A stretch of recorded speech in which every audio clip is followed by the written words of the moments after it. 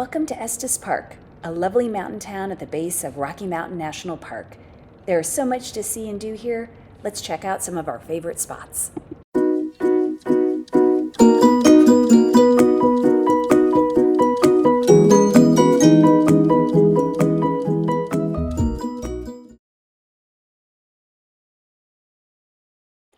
Mustang Mountain Coaster is an open-air, fast-paced ride through Sombrero Ranch. The scenery is beautiful, the staff is great, and you have a handbrake that allows you to control the speed, which is really nice. You have the option to buy a single ride or a 3-ride packet, and I would recommend the 3-ride packet because the first run you may be a little hesitant, like me. I use the brake a lot. The second run I felt more confident, and by the third run I was flying. And it was great. Here's a little view of the ride up. The scenery is amazing, and you just sit back and let them pull you up the mountain.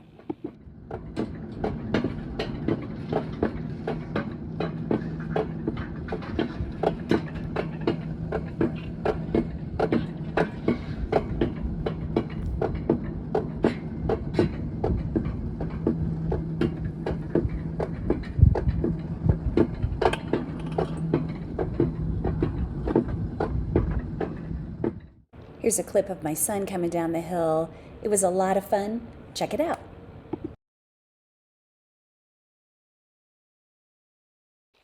Estes Park has a great downtown area with shopping, restaurants, saltwater taffy, and a really neat riverwalk area.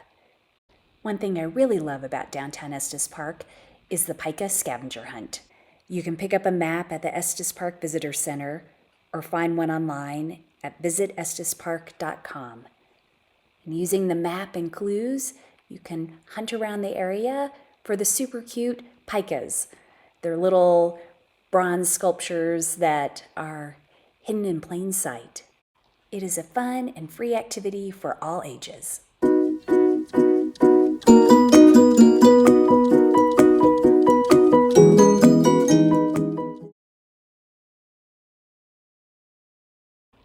It's hard to talk about Estes Park and not mention the Stanley Hotel. It's an iconic landmark in the town. I've been to Estes Park many times, but just recently took my first tour of the hotel, and it was fantastic. I took the historic tour and learned a lot about the famous landmark. On the tour, I learned that F.O. Stanley, who built the hotel, his wife Flora was an accomplished pianist, and because she was a woman, she was not allowed to play at the Boston Symphony during the early 1900s. And so he built the concert hall at the Stanley Hotel is a 1/6 replica of the Boston Symphony Hall, which is pretty cool. So she did get to play on stage after all. Another cool nugget from the tour is that the hotel only has 2 remaining Stanley steamers.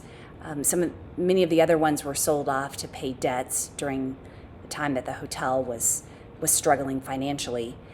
One of the Stanley steamers is in the lobby. It's a 1906 Stanley steamer. The other one will be at the Stanley Chocolate Factory, which is opening in downtown Estes Park in the spring or summer of 2024. Of course, most people know that Stephen King famously stayed at the Stanley in the 1970s in room 217.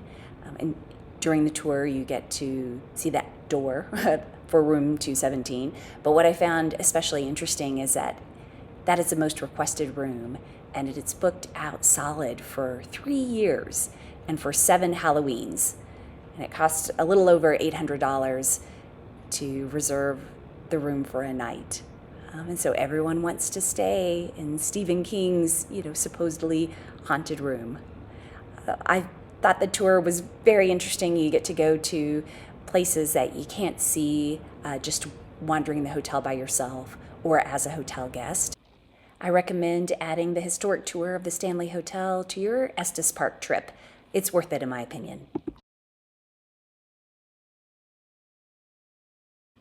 Not far from the Stanley Hotel is the Notchtop Bakery and Cafe. The restaurant is open daily from 7 a.m. to 3 p.m. and has a large breakfast and lunch menu. It's easy to find with plenty of parking. The cafe is a popular place, so you may have to wait for a table, especially on the weekends, but it's worth it. My family sampled 3 of the dishes: caveman hash, cinnamon roll French toast combo, and the strawberry banana walnut oatmeal. The only one not pictured in this video is the cinnamon roll French toast combo, because my son dove into it before I could even get the camera out. But all 3 dishes were great, and I highly recommend giving this restaurant a try. And last but not least, one of our favorite things about Estes Park is its proximity to Rocky Mountain National Park. It's just a beautiful area. The park has 415 square miles of awe-inspiring beauty. There's elk, there's bighorn sheep, there's deer, there's all sorts of wildlife, and you can see them from all over the park, which is amazing. There are 300 miles of hiking trails. There are short hikes, long hikes, hard hikes, easy hikes. There are hikes for all ages and every season. We were in Estes Park in March, and so there were no requirements to have prior reservations to go into Rocky Mountain National Park. But starting on May 24th of 2024, you will have to have timed entry reservations. So please keep that in mind if you're visiting the area. It's $30 for a 1-day vehicle pass or $35 for a 7-day vehicle pass. It's worth it to stay a while.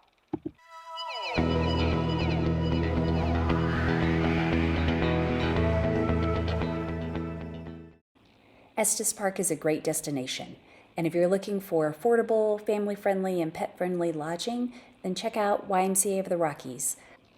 I will link to a video with a cabin tour in the description box below. Thank you so much for watching. If you enjoyed this content and would like to see more from us, please hit subscribe. Thank you.